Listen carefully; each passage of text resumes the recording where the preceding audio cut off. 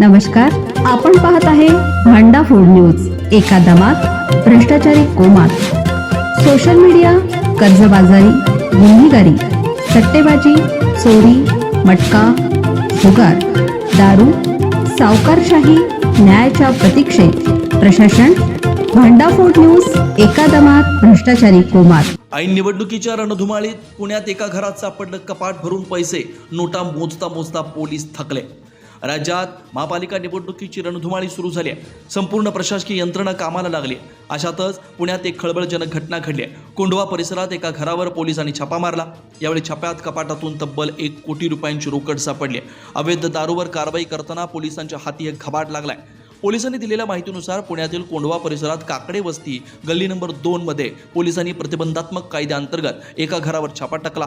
या ठिकाणी अवैध दारू विक्री होत असल्याचा माहितीच्या आधारावर ही कारवाई केली होती।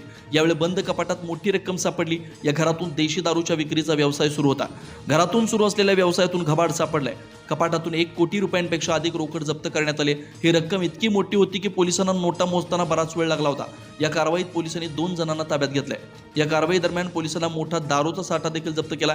50 ml चे 80 फुगे 1600 रुपये, 35 मीटरचे 2 कॅन एकूण 70 लिटर 28,000, नंबर 1 विस्की 220 नग 48,400, IB विस्की 183 नग 40,260, RS 180 मिली 224 नग 56,000, RS 90 मिली 20 नग 2800 रुपये, क्लासिक गोल्ड 32 नग 4,800, वॉल्कन ब्ल्यू 38 नग 6,080, डर्बी स्पेशल 43 नग 6,880, ओल्ड मंक रम 48 नग 10,320, टँगो पंच 77 नग 6,160 असा दारूचा साठा जप्त केला।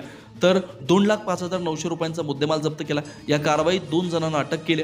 या प्रकरणाचा पोलीस अधिक तपास करतायत। आणि नाताळ आणि 31च्या आधी मोठ्या प्रमाणात दारू साठा जप्त झाल्यामुळे परिसरात खळबळ उडाली आहे।